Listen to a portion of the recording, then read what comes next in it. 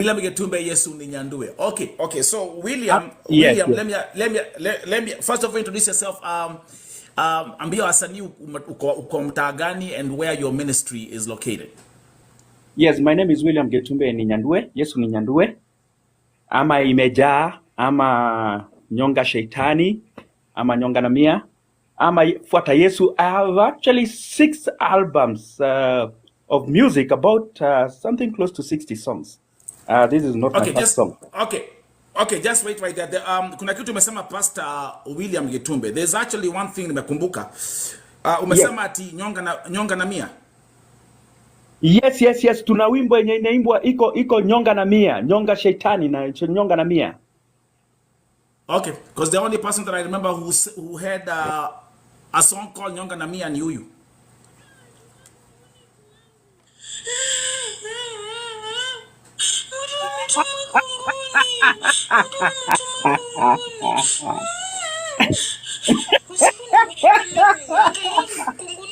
You're funny.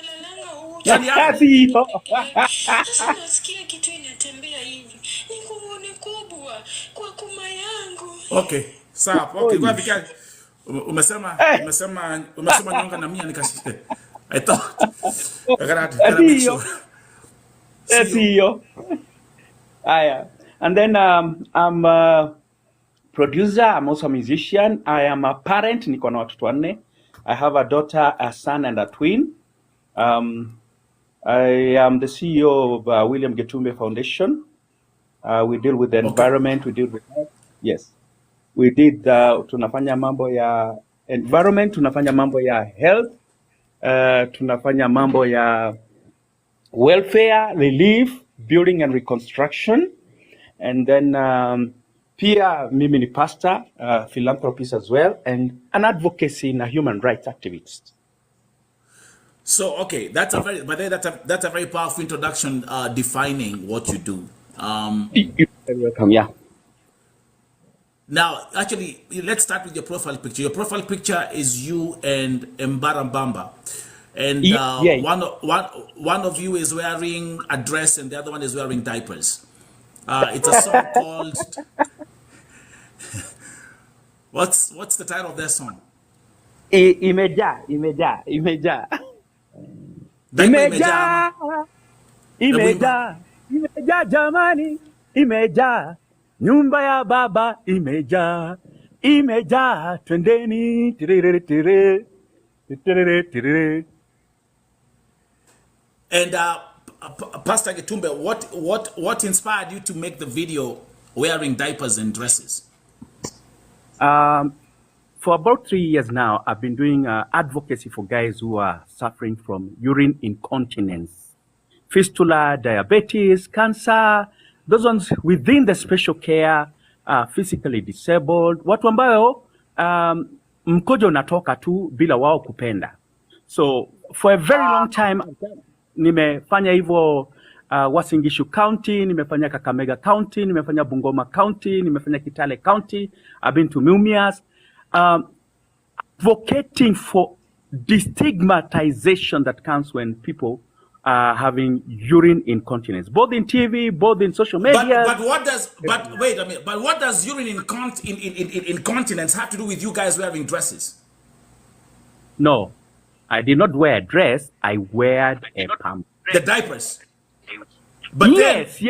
Okay, so because I can't tell who is who. So who's wearing the dress and who's wearing the diaper? Is it you wearing the diaper or who's wearing the diaper? The diaper is me. And Barabamba is wearing a dress. Yes. So what's the significance of a grown man wearing a dress in the video? Now everybody has a brand. Even you have a brand.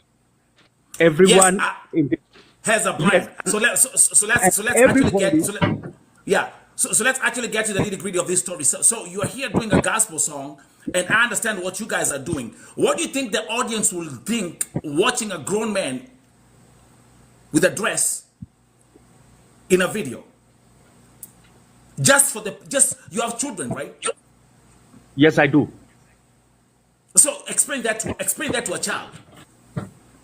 I'm not explaining it to a child. Yeah, what you want me to explain to you, it is to you, not to a child.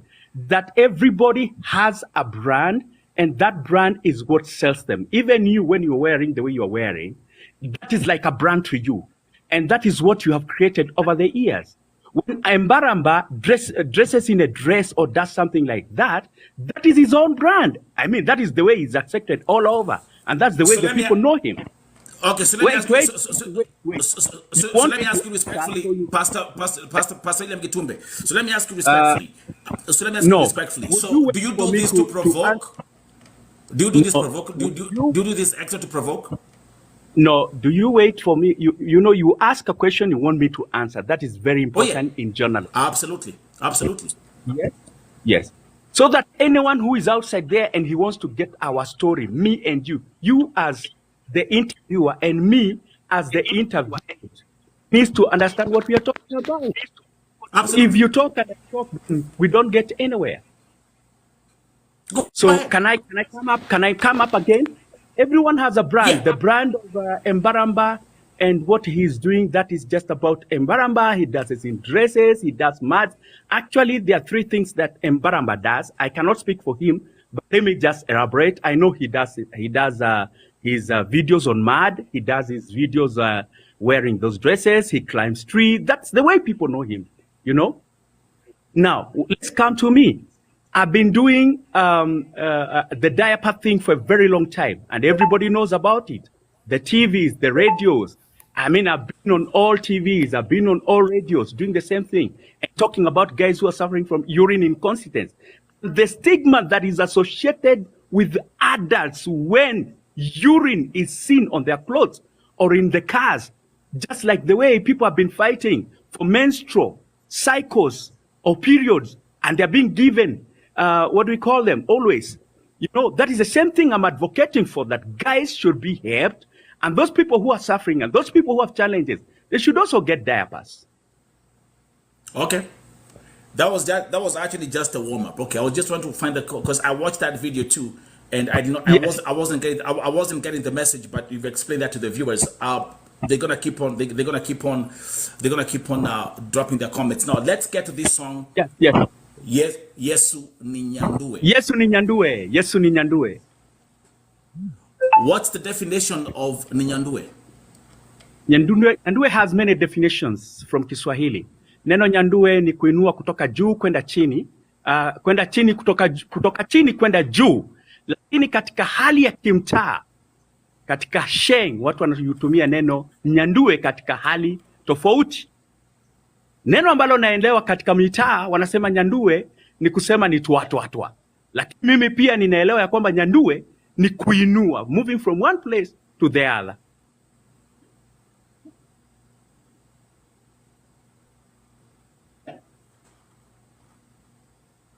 Can you sing Hello, are you still? that song? Yeah, I'm here. Can you sing without me playing the playback? Can you sing that song to us? Yesu ninyandue, ninyandue. Yesu ninyandue. Nipate mimba ya imani. Yesu ninyandue, ninyandue. Yesu ninyandue. Nipate mimba ya imani. Nakubali kunyanduliwa. Ninakubali kunyanduliwa.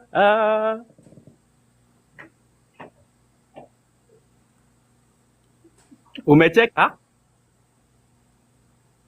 They are laughing, but just look at the reaction. Oh, you are looking at the reaction from the other side. You know that my phone is that big, so I'm using an Oppo. Yeah. Oh, okay, you're using an Oppo. Okay. Yeah. Okay. Now, yes. Can you start? Okay, start singing the first verse of the song, and we're gonna break down the lyrics. No, you can break down the lyrics and then we come up, because I've already done the first chorus. Then we okay. Okay. Look at the lyrics. Look at the. I mean, Pastor William Gitumbe. You see, there's a phrase we say in America, right? We say, hey, like, bro, man, like, stop pissing on my leg and telling me that it's raining. Yeah. You know exactly what you're doing. You know that kunyanduliwa, and I'm gonna be very open. Kunyanduliwa inamaanisha, that's the censored version. Kunyanduliwa, pastor ni kudinywa. Point blank period. It doesn't matter how you put it. Kunyanduliwa ni kudinywa. Point blank period. I'm having a very organic conversation.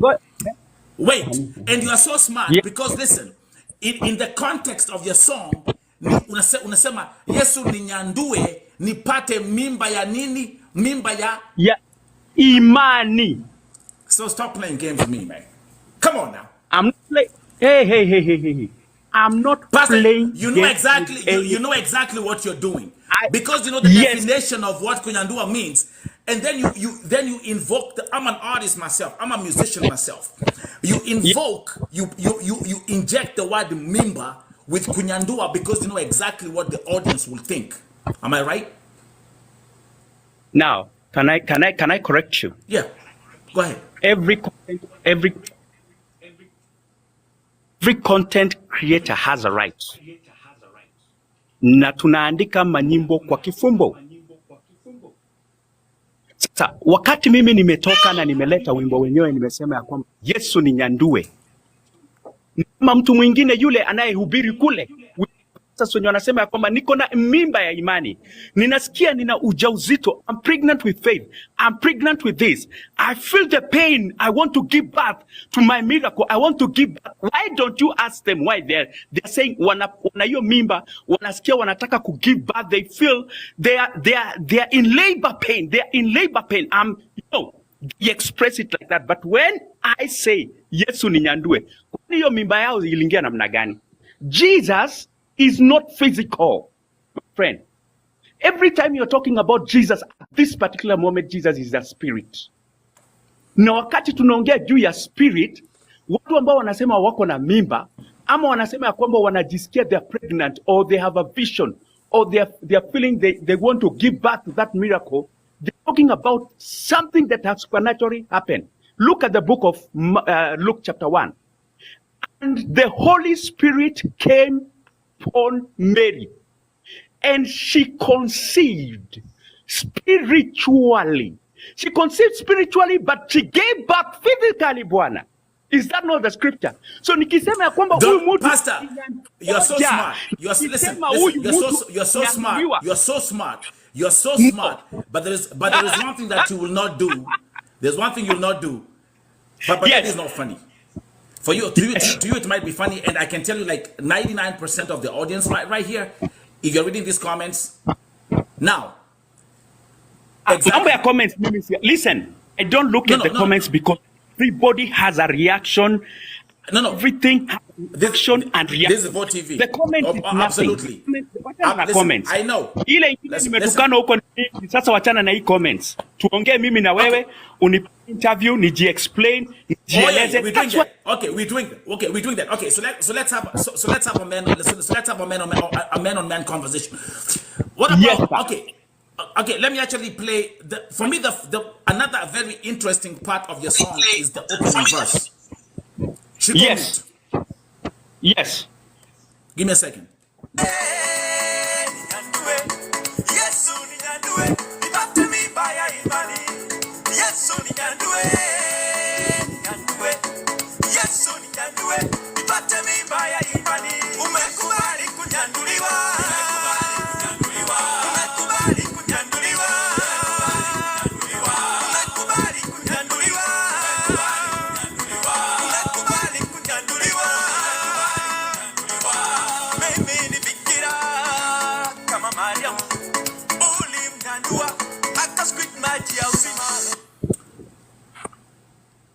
That line right there. Let's pause right there.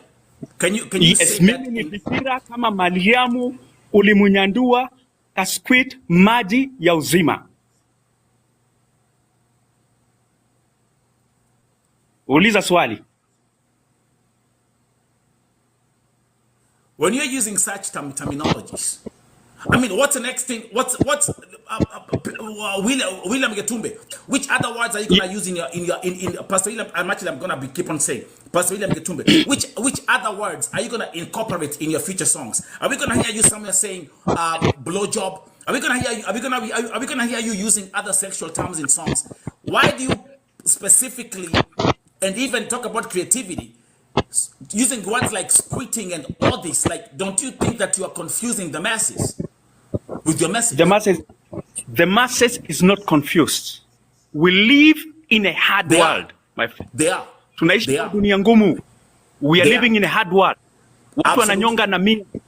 There is lesbianism in the church. Even the Pope the other day said there's no problem if we can, we're going to bless gay, we're going to bless lesbians. That is the church that we are in right now. That is the Christianity we are in right now. So we ukiniambia kwamba somebody who is of high authority stand there, say something like that, that thing goes even to a Staradi one, even to a PP1, even to the toddler knows that there is no problem having gay, there is no problem having lesbianism, there is no problem about heterosexuals. Heterosexual is those people wanakula mbele na nyuma. If that has let's stick to the message. Let's stick to your song first. Stop digressing. No, stop digressing. Pastor, you're so smart. You're so smart, but you've met your match. Would you be? You have 4 children. If you found your children, okay. Do you want this song to be played in Sunday school? It is being played in my house. Leave alone the way you say. I tell them clearly. I repeat. Do you want? Listen. Do you want this song to be played in a Sunday school? Wewe unauliza swali, mimi unaniuliza swali, ninakuexplainia, ninakujibu. Lakini ukiuliza swali kidogo kidogo, atunauliza swali unakata, unauliza swali, it is we go progressively so that people can understand what we are saying. You're not answering the question. You try to digress. Told you. So let me ask you. No. Sunday school. I'm not diverting out of anything. I just told you. You asked me about the language that I'm using.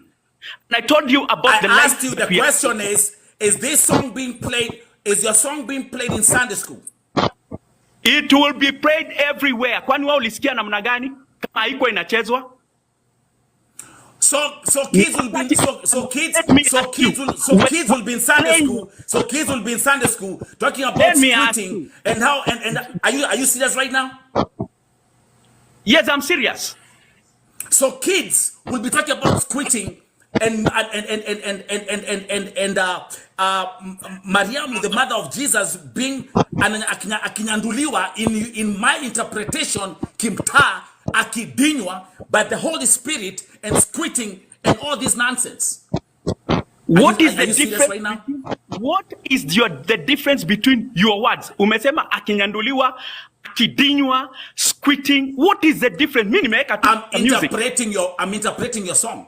You did not interpret my words. Mimi sikusema kudinywa, nilisema Yesu ninyandue, wewe umeongeza kudinywa. So what is the difference? Is somebody, kama kuna mtu pale nyuma ambaye anasikiza our conversation, it is being recorded, nasema ya kwamba wewe ulisema hivi, this vote TV. This vote listen, the point is you're so smart. You know exactly it's a marketing strategy and you're trying just to digress. Listen, by the way, Pastor William Gitumbe, hata umesema watu wananyonga na mia. Watu wananyonga na mia, and you have a song called what? Nyonga na mia. Am I right? Yes. Come on, man. Stop fooling us, bro. Stop fooling us, bro. It is not failing you. Stop fooling us. You're fooling us. Nikuulize. Wacha nikuulize. Yesu ninyandue. Is it? Wewe hujataka kusikia hata story yenyewe. You want bits and bits and bits of it. I've done interviews in all media. In fact, BBC is coming to my house, and Al Jazeera, they're also coming to my house. Good for you. They want the story. Good for you. They want the story, and they are not going to do the story. Yes, and they are not going to do the story the way we are doing. It's because they would want to hear your side of the story. Yesterday, Dr. Ezekiel Mutua said that Yesu Ninyandue is blasphemous. And I asked a question, and that's the same thing I would ask. Yes, I don't mind. That is your opinion. Ask the question: what does blasphemy mean in Christianity? That was a very big question. What standards do we equate to say that this is blasphemous in the current generation, not in the past generation, in the current generation? Where do we get to say gotten to blasphemy, or we've gotten to a place where we are blaspheming the church, we are blaspheming God, or we are blaspheming Muslim or Buddhist or religion? would want to hear that discussion and hear that, William, there's this set standards that if you do 1, 2, 3, 4, that is blasphemy. Now, my question and my concern is this. People are saying Yesu Ninyandue is bad. When I talk, I say, hey, guys, if lesbian has been accepted in the church, gay has been accepted in the church, things like that has been accepted in the church, and people have been saying niko na mimba ya kiroho, niko na hii na hii. Nikisema Yesu Ninyandue, somebody feels bad about it. Lakini the other side of it, when another person says it, and everybody will be clapping and saying, amen. The thing is this, my friend. So what's your message? Mimi kwangu ni hii. If Yesu Ninyandue is blasphemous, then we should have equal justice, equal rights. Equal justice, equal rights. See, mimi tu peke yangu niambiwa kwamba Yesu Ninyandue. For example, let me tell you, there is a song that is trending. It has been there always trending. Do you know the song Johnny Johnny? Johnny anafurahi akitapika. Johnny anasmile akitapika. I don't know. It is ni ya Mkenya na ni Mkenya ametoa na iko kwa social media saa hizi iko na millions. Haya, Manyake all sizes. I mean, we have so many songs because I'm a musician. I know they are this. Haya, nishike pole pole bimini bibia wenyewe. I mean, we have so many, and hiyo ni wimbo ilitolewa around the 2004, 2005. So when we are talking about what the content creators have produced, mingi sana. So guys, would they be looking at just one person? By the way, I have a question. Wait a minute. Before and by the way, I'm gonna nitafungua bunge. By the way, let me say something. By the way, you are not a content creator. You are a pastor. You are a servant of God, and this is simply misleading. And for me, I'll call it blasphemy. Listen, I'll call it blasphemy. And listen, I'll call it blasphemy. I'll call it blasphemy. And there is no. But I'm gonna also open up the parliament for you to engage with my audience, because there's something else that you're saying. You're saying. Let me make two statements very clear. Pastor William Getumbe, if you are Muslim and you make this kind of a nonsense song, you'll be breathing right now. There is no way that a Muslim will wake up in the morning and make a song about Allah or the prophets the way you've done it. Point blank, period. Do we agree on that one? Thank you very much. And number two, you know that. And that's you what know that. What I said. Yes. That's exactly what I said. But the point is, no, I'm talking now. I gave you space to speak. Yeah. But the point is, in Christianity, we are so stupid because we are digesting nonsensical material like yes, and we are calling it entertainment, and we are calling it entertainment. Do you agree? I agree with you.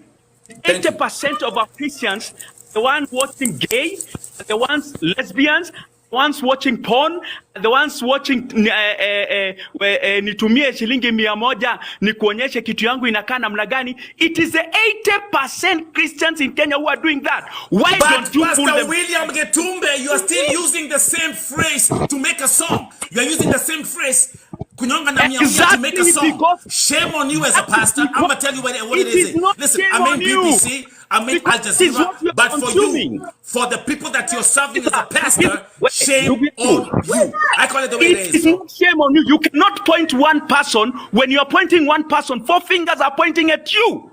No, I'm talking to you. I'm talking to you. I'm talking to you. I'm talking to you because there is no way that I can agree. I will let someone watch someone mislead others. You're so smart. Nyonga na miamia. Utaka hapa. Baadaye nakufungulia miachili ya mdani. Nakwambia ni unisikize nikusikize. Kama nimekuja hapa unaongea na ninaongea, there is nothing we are doing, ni kugombana tunagombana bwana. Hatugombani? Sasa nisikize. Mama Kerei. That is the ethics. Mama Kerei naongea na pastor. Mama Kerei ongea na pastor. Exactly. Let us also. Ngoja 2 minutes. 1 minute. Yeah.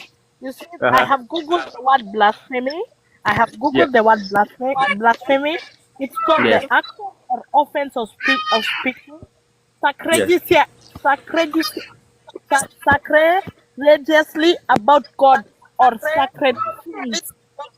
Profane talk. Yeah. That's blasphemy. Yes. Okay? Blasphemy is illness. Yet about God. What has God got to do with Manyake? So you want to tell us hiyo wimbo ya Manyake ilikuwa inaimbwa kwa sababu hiyo ni secular world. You're in another world. Ambao ni world ya ministration. You should guide us, not mislead us. If you compare your song with Manyake, with Nishike Pole Pole, huyu ni demo wa wenyewe. That's secular, man. It's Sasa not. nikujibu. Listen, let me finish. Namfungue kamera. Namfungue kamera nyinyi wote pia. Ukiongea. Uniambie bunge umeniita bunge iniambie their feelings, ndio? Ama umeniita ni respond. So unaniambia this is what you want, this is what you have seen, and what is your take from the other side, ndio? Blasphemy. Then when we are talking about blasphemy, nimekubali hiyo kitu yenye umesema hapo na umesema kwamba blasphemy umeangalia kwa kamusi ama umegoogle, I have agreed. Lakini Jesus Christ was killed because of blasphemy. And he was killed just because he said he is the Son of God. And on the other side, Jesus Christ was killed because hiyo blasphemy yenye wanasema alikuwa nakaa na wale watu ambao walikuwa outcast and rejected. So you see, when we talk about blasphemy, the word blasphemy, that's the same thing I asked Mtua jana. Nikamwambia Mtua nisaidie nielewe blasphemy ni nini. Hata wewe wakati unaniita kwa bunge, nisaidie nielewe blasphemy ni nini. Kwa kulingana na mimi, Yesu aliuawa kwa sababu ya blasphemy. Unielewa? So not and the issue of saying I'm a Christian and the other guys out there, they are not Christians who have created those songs or production or content. I agree with you, but now when it comes to the social media, when you wanna consume ni kila mtu, si ni ukweli? Body consumes. Ni kama umeenda kwa soko, umeweka nyanya zako hapa. Wakati unauza hizo nyanya, ama unauza machungwa, ama unauza kitu chochote, whoever buys is mtu yoyote tu ndiye ananunua. So I can't really say, because I produced the music, this is completely gospel. Ati kwamba the people who listen to them, and when wameokoka kabisa ni wa kanisa, anybody is allowed to listen to our music. Anybody is allowed to our content. So mimi ninakubaliana na wewe issue ya blasphemy. That's why nilikuambia, ikikuja isikuwe ni William peke yake anaambiwa put this song down. Because there's nothing big about pulling the song down. The issue is only telling William to pull the song down, and the rest we are telling them don't pull the song down. Or is it this song that unaona kidogo tu alafu uendelee? Is it this one song yenye imeuma watu, the rest of the song haiharibu maadili ya jamii? Ikiwa wimbo wangu unaharibu maadili ya jamii, and the rest of the people umesema kwamba wame create content, hiyo content yenye wame create na unasema inaharibu maadili ya jamii, why don't we say collectively, William Getumbe, so and so, pull your song down because it is not meant for children, or ikienda kwa nje inaharibu jamii? That is what I would want to hear from you. Okay. That's what we are telling you. I have three questions. I have three questions for you. I have three questions for you. Pastor. This is not what you're telling me. This is not what you're telling me. What do you want? And by the way, listen. By the way, can we help him get 1,000 followers? Because I want to see his face. You know me and Prophet pictures we don't. Go ahead. You Make sure you follow Pastor. Verification 1,000 so that he can come with a camera and we can see him clearly. Okay, Coast Media. Okay. Unaona nini? Okay. Unaona nini? Wait. Unaona nini? Pastor, tulia Pastor. Choose Niko na maswali matatu. Everybody mute except me and Pastor. Yakuje bro. Yakuje. Mimi hata swali la kwanza. Nitajibu swali zote niulize. Unauliza moja ninajibu alafu nyingine hivyo pole. Everybody mute ni baki mimi na Pastor. So just my first question is, did you do this song ulitumia hakukuwa na majina mengine ungetumia yenye yanaambatana na hiyo majina ulitumia Ninyandue, ama ulifanya ili upate angalau clickbait on social media? Mimi sikudhani hii wimbo itaenda viral. Let me be sincere to you. Nimefanya wimbo mpaka nimefanya na Komando wa Yesu, nimefanya nyimbo mingi, album karibu 6, and sikudhani wimbo itaenda viral. But let me be very sincere. Like for me it's a surprise ya kwamba even we are saying we had a discussion here in the morning with other people and it was like this song doesn't even have a video and it has gone viral. So the rest of the songs probably have done, they have videos, have gone nowhere, you see. Probably, mimi siwezi, can't blame myself and I will not even blame anybody. Because you see, God ako na nguvu ya kujipigania. Mungu ndiye anazuia mabaya na analeta mazuri. Si ni ukweli? So, every time God allows something. For example, we have a President Ruto. Whether tupende ama hapana, he's the president, tunaona. Tunakuwa tulidesire Raila, lakini hatukumpata, unaelewa? So, if you see anything that God allows, imekuja tu, by the way, unexpectedly, imekuja tu. So, even learning how to deal with the criticism, feedbacks and blah, blah, blah, because probably I wasn't even ready for it. Unaona, me, I was doing a song and saying, hii itaenda tu, probably I would do another song like that. So, this si kufanya hiyo wimbo, wimbo ambao niliufanya na nilikuwa nimefikiria kwamba utatrend, nilitumia over 200,000, ilikuwa wimbo ambao nilifanya na Joabu. Fuka Yesu, nilifanya na Komando wa Yesu, tukakodia kwa Jawabu Studios. It's even the song that itaenda. Not even what I'm seeing now. Let me tell you the truth. Unajua mnasema huyu kijana, huyu mzee, nini. It's only probably God allowed it like this. And that's why mimi nimesema, because Mungu ameallow, mimi nimeachilia hivyo tu. Not like, not my is being done. The will of God happen. On the question of using words, me probably, kila mtu akona njia yake namna yake ya kujiexpress, ndio? Mkienda uapproach, kuna vile unaenda unamuapproach, unamwambia. Kila mtu lugha yake. Ndio lugha ambayo nilitumia. For example, watu wanasemanga Wakisii they are rap, neno watakayotumia yako tofauti. Wakikuyu tofauti, Wakalenjin tofauti. So lugha ambayo nimeitumia mwingine hatapenda, lakini maybe in our community ama kwingine lugha hiyo ndio inatumika. Unanielewa? So si ati ya kwamba sikuwa na choice of words, because if you listen to my other music, the 6 albums nyuma ambazo nimefanya, listen to a choice of words that's so different. So encourage watu from listening to Yesu Ninyandue wakize ile ingine, ili wakati wanapeana preview, they can say, I would want you to do this. The other thing on that, the same that hiyo swali ameuliza. Mimi, 80% Christianity, we have a choice. We have a choice. I'm not saying this because nimetrend, apana. We have a choice on what we listen. It is our responsibility. Genesis chapter 1, God gave chapter 1 and 2, 3. God gave us responsibility of choice. So, even in media, social media, we have a responsibility to decide, do we listen to this or not? Do we promote this or not? Unanielewa? Tusaidia sana. Okay, so that, another question. Yes. Acha tufanye kwa short ndio wengine pia wapate nini. Shida niko tu hapa nijibu maswali mridhike.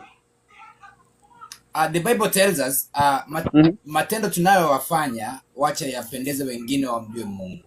And as you as a pastor, nauliza tu, as you as a pastor, hii majina unayotumia, je, kuna kijana kama huyu huyu mwenye ako chini yangu Miss whatever huyu Jeno, kuna jina anaweza sikia aseme kivyake yeye hajaridhika maybe ama ameli-misinterpret vibaya.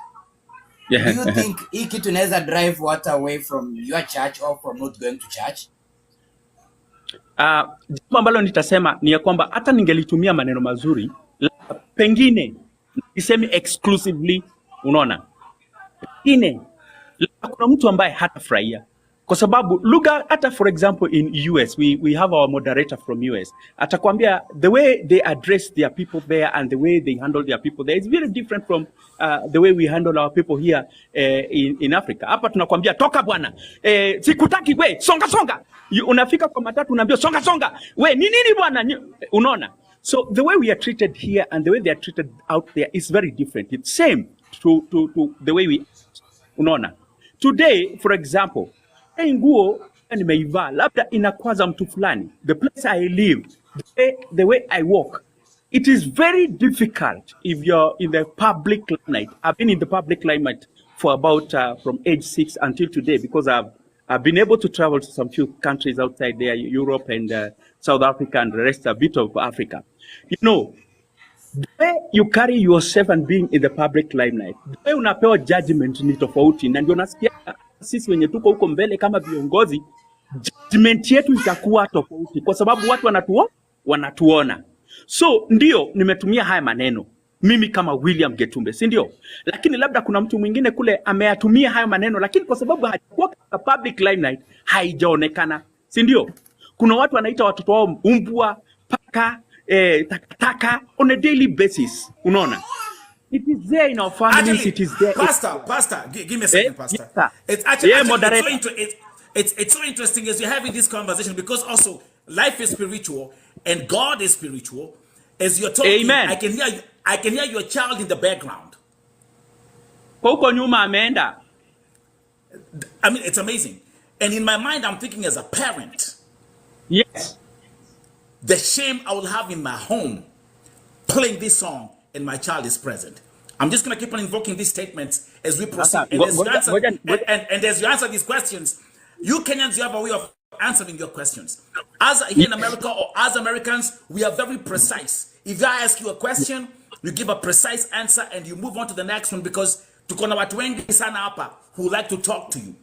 Now, I'm realizing you're using you're using too many words, sometimes circumventing the answer to the question being asked. I'm just telling you that. Sasa moderator. Sasa nikikujibu yes and no, that is not a conversation. Sindio moderator. If you ask me, they are what we call precise answers, instead of circumventing the question by telling too many stories, or like what you say in Kenya, stories za jamba, which have nothing to do with the question.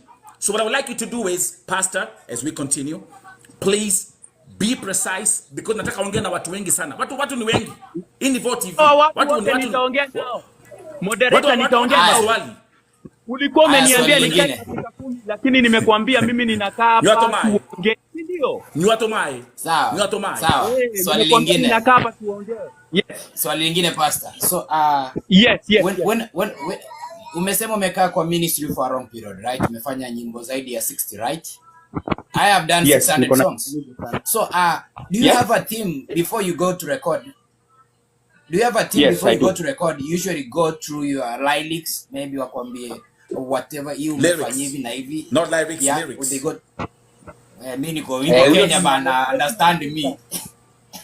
Hiyo ni Muamerika. Lyrics. Uko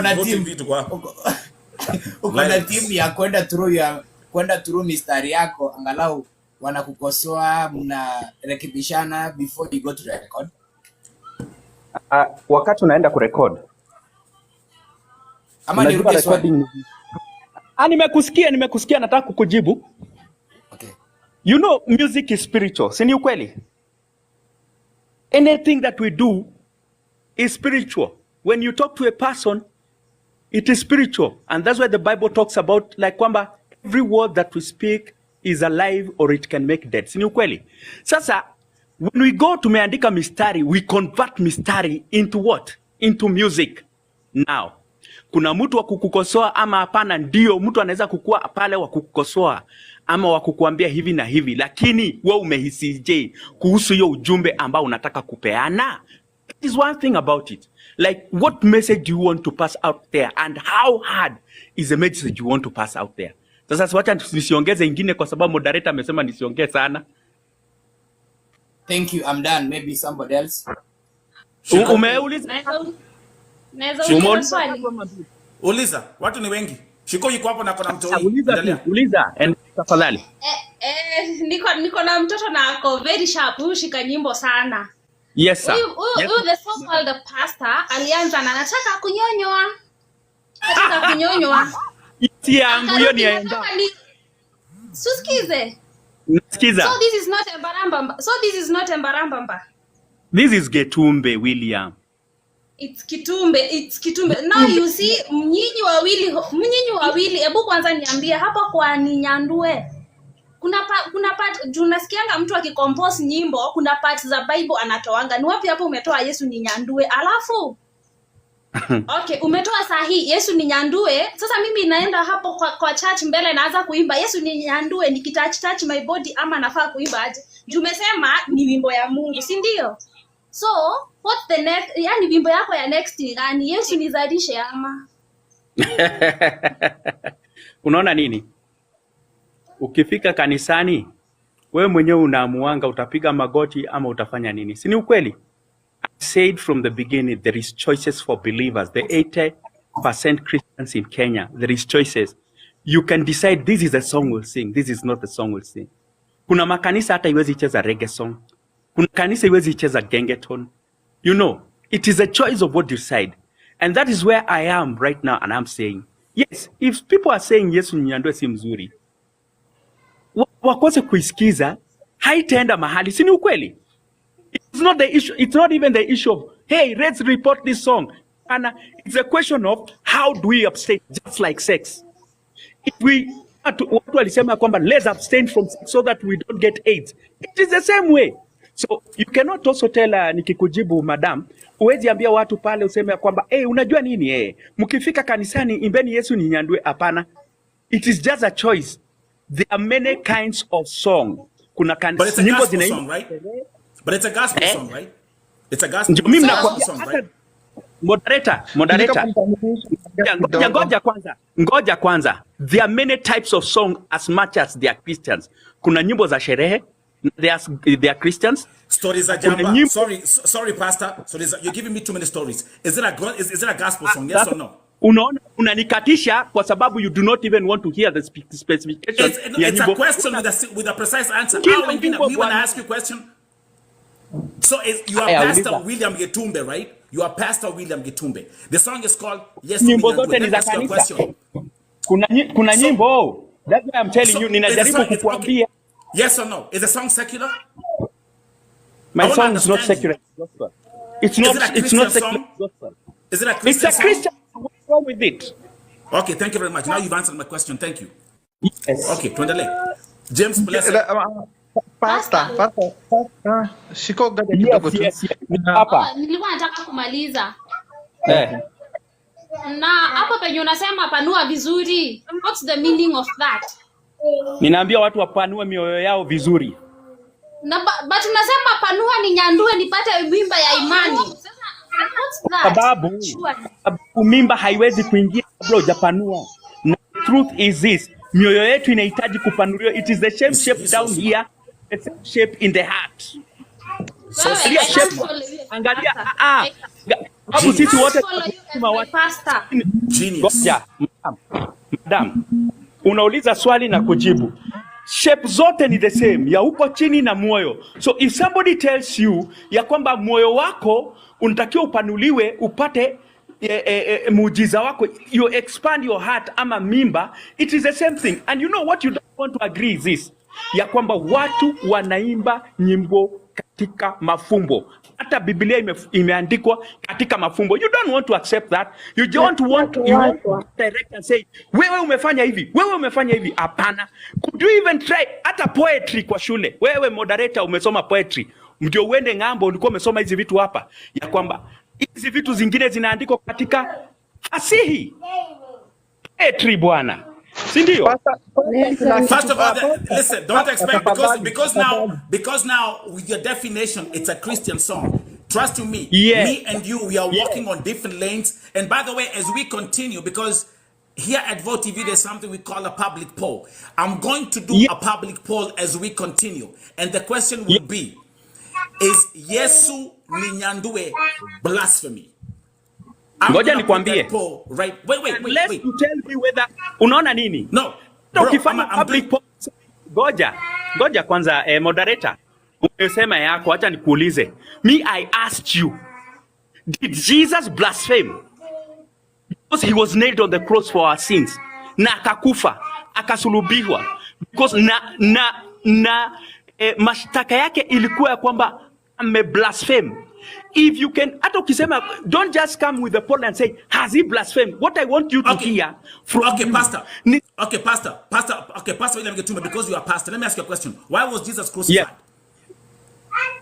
Sema ame blaspheme. Wait. What was the blasphemy? What was the blasphemy about? He called himself the Son of God. He called himself the Son of God. No, you are wrong, my brother. Go and read the Bible. Jesus Christ was put on the cross because they accused him of healing someone on Sunday, and according to the law of Moses, they finally say he healed someone on a Sunday. So even you, pastor, you need to do your homework. But I'm putting you on a hard chair. So that part, just get that right. Get that right. James bless you. Exactly. On a Sabbath day. As we wait, James watu 15 wamfollow angalau kuja na kamera tuona kitu. Hakuna kutenda metrend. By the way, number one, if you think 30,000 views is in the kutrend, hakuna kutenda metrend. And by the way, you still have less than 1,000 followers on TikTok. Hakuna kutenda metrend, but we're gonna put you on the right path as a pastor. James, ongea. Mimi kitu ya kwanza hata nilikuwa nataka akue anasikiza. In fact, kama kuna mtu ambaye ameaibisha imani ya Mkristiano ni pastor. Kwa nini? Kitu ya kwanza ni hii. Pastor, haiwezekani mchungaji mzima, pastor mzima. Haiwezekani mchungaji avae diaper. Uvae diaper, alafu uko uchi mpaka juu na unaenda kudance mbele ya watu. Mimi sioni nikikubaliana na imani kama hiyo. Kitu ya kwanza ni hii. Mimi sijui ni nini imeshika wachungaji. Sijui ni pesa wanatafuta ama ni nini wanakuwa wanatafuta. Mtu na imagine ukienda kusema ya kwamba Mungu ni dandue, yani Mungu ni finye ama ni dinye, kwa sababu ni hiyo jina ndio inastahili kutumika. Ati Mungu ni dinye, nipate mimba ya imani na nipanue, alafu unarudi kukuja kusema ya kwamba ati huko unajua ni unaweza kuwa famous, kwa sababu wewe ulikuwa unatafuta umaarufu. Hakuna kitu kingine ulikuwa unatafuta umaarufu. Na ni kitu ya kwanza ni hii. Biblia inasema ya kwamba tumuige Kristo kwa mifano na mienendo yetu na kwa maneno yetu ambayo tunayoongea na vitendo ambayo tunayotenda. Kama sasa haujamuiga Kristo kwa vitendo, kwa maneno na kwa mienendo, utarudi ukuwe mfuasi wa Kristo na nini? Ama utakuwa yes. Jemo, as we continue, we're gonna run this poll haraka as we continue. Angalia pale juu kwa Jemo, pale juu. Look up pale juu. We are doing a poll right now. Is the song Yesu Ninyandue blasphemy? Enda pale juu. Tuko watu 200 hapa. Enda pale juu. You see, unatiki pale pako na time. Una click hapo, pale pako naka blue tick. Una click hapo and you vote as we continue with this conversation, because everyone has a right to participate in this conversation. Thank you very much. Nelson, I think you're gonna add Apostle Stephen Karanja up. Yeah, Apostle Stephen Karanja. Apostle Stephen Karanja. Mimi kabla Nelson hata ukiwa na guys, keep on voting. Keep on voting. Mimi ile kitu imenishangaza ni hii kwa wachungaji.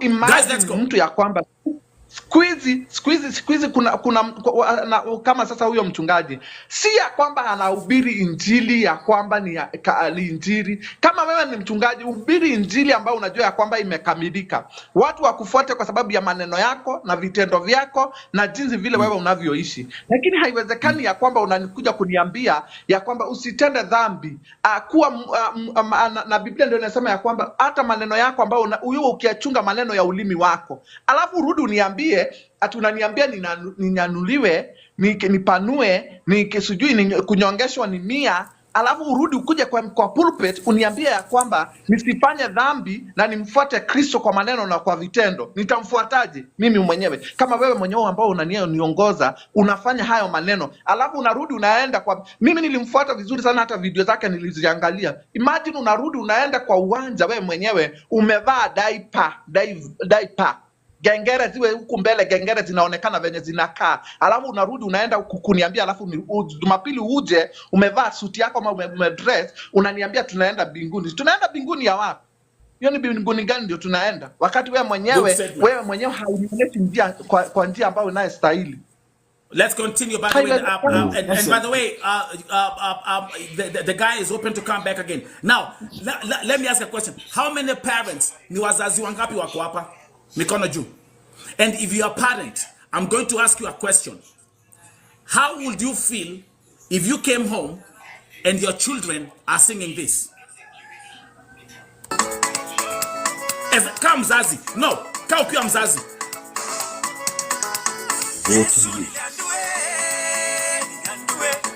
How would you feel?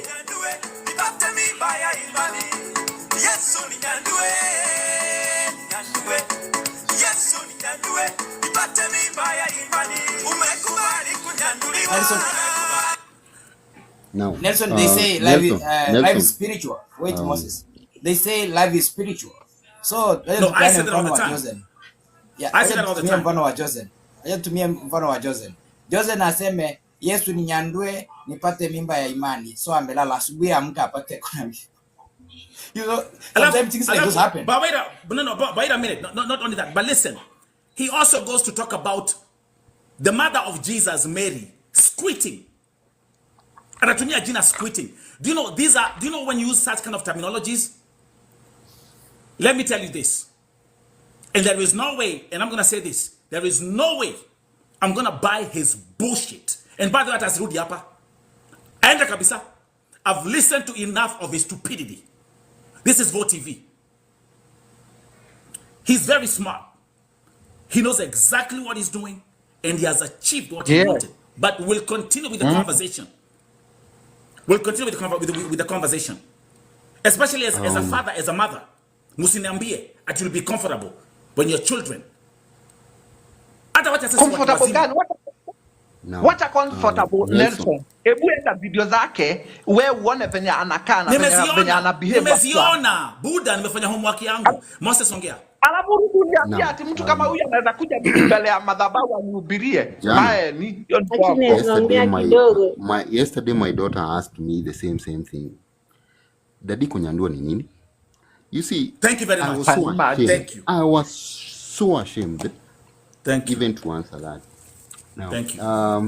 For me, that song is blaspheming God, because the fact that anatumia worldly and shameful words zenye hata hapa if you're talking or speaking serious things, if you're even mature enough, those are not words that you can use.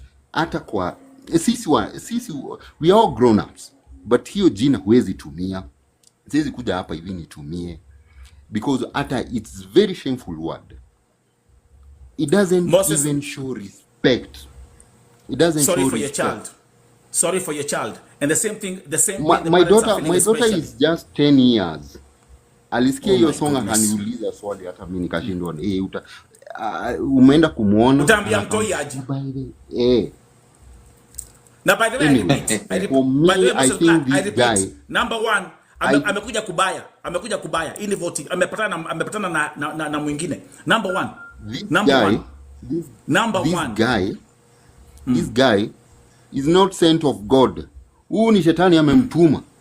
Huyu hakuna si pastor wa nini, huyu ni shetani amemtuma. Hata sijui ni wanini watu wa music copyright sijui ni nini wanafanya. Hiyo ni kitu ingekuwa imestahili kubaniwa na ingekuwa ishaondolewa na iende kabisa. So Jemo ametuambia kwamba Ezekiel alisema ya kwamba this is blasphemy, of which of course I agree with Ezekiel. And on the other hand, then there's something else. At this rate, wakisia this gospel kina Brabamba kina Pastor William Getumbe. Vile wanaendelea, I promise you the next thing utaamka, utapata wimbo inasema Yesu nipiga blow job. Then what you gonna do? Oh, you're gonna say it's just entertainment. And then they'll try to no, I'm saying it the way it is. And then they'll try to convince you, oh, blow job ni kumaanisha hivi na hivi. They'll try to use that route, knowing exactly what they're doing. Wakome. Unaona Nelson. Nilikuwa tu nataka nilikuwa nataka kuuliza swali, lakini since ali drop, my views are that your song or any other song from him, it's not of God, and this is devil's advocate. Mse ametumwa na shetani. Juu shetani si kamzee kajana. Don't forget mzee si kamzee kajana. Aka nikagukaka kitambo. He knows all the tricks in the book. He is a liar. That is what he's been called. He is a murderer. He is a cheat. Everything. So si kamgukaka jana. And by the way, Mose kuna kitu moja ningetaka kusema. Hata siku anajua ya kwamba he has a song that's called Kunyonga na Mia. You see, he's so smart.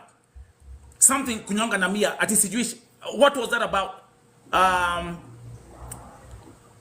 Those who know, wala si amesema kuna imbo inaitwa Kunyonga na Mia. Yes, amesema.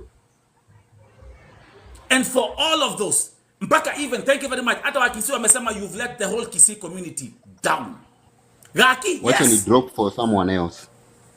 Mose, thank you very much. And by the way, Mose, may God protect your child, especially imagine you have a daughter, ukiwa na mtoto msichana anakuuliza, dad, kunyandua ni nini? Because amesikia you ujinga. Yes, exactly, blessed. Again, because he knows. They come, skiza. Amekuja hapa TikTok amesikia kuna mtu ana trend huko anasema mambo za kunyonga na mia. Then they take that phrase and they go and they make a gospel song. And then they twist it. Oh, ni kunyonga na mia ati tumnyonge shetani na mia. See where I'm coming from? Ongea chosen one. Unaona, sometimes hawa watumishi wanakosea kwa sababu unaposema kwamba umeokoka na unapokiri kwamba umeokoka, unafaa kufanya vitu ambavyo vinaridhisha Mungu. Uwezi kuja kuniambia umeokoka ukiimba wimbo inasema Yesu ninyandue. The same my son ako 11 years, grade 5. Jana nikiongea na yeye na simu, aliniambia mama, sasa poa, huwa napenda kufanyia mchezo. Nikamwambia si uniimbie. Alisimama kwa meza. Kaniambia mama, nataka nikusurprise. Namuuliza na nini? Yesu ni sasa yeye ndiye alinifanya nikajua hiyo wimbo. I was shocked, mtoto ananiambia nini? Sasa nikauliza, kuna pastor niliuliza, nikamuuliza maana hii wimbo Ninyandue ni nini, mtoto ananiambia. Hata alishindwa cha kunijibu. Wacha atubu, aombe msamaha. Lakini anavyosema ati watu wanaenda kwa nini wakinyonga, unajua akiulizwa question anajibu kulingana na watu wengine vile wanafanya. Afanyi vile No, chosen one. No. You're not getting it right. And that's why he cannot stand the way I'm asking questions. Because me, I have a specific way of asking questions. If I ask you a question, you give me a specific answer. But with him, ukimuliza swali, anakupatia stories za jamba, ndio usahau what actually the question was all about. Point blank, period. Okay? You see, he even struggled to answer me a simple question. Is a song a gospel song? He struggled. Haki Mungu na mhurumie na aombe msamaha sababu hiyo nayo imekuwa too much. Na mbona sisi binadamu tuna mkono kwa vitu huko. Choose one, give me a second. Line imejaa. Miss Candid, make a statement. Okay. Hi, ile kitu ingine nimeona na yeye, ile kitu basically anafanya ni anaimba hizo wimbo kwa sababu amesikia watu wengine wanaimba venye wanataka ama according to, yani kulingana na si venye Mungu anataka. Anafanya venye watu wengine wanafanya. Na anataka fame pia, si ati ako hapa kwa sababu anataka kuimbia God na nyimbo za ujinga. So hata asijite hata mtumishi, not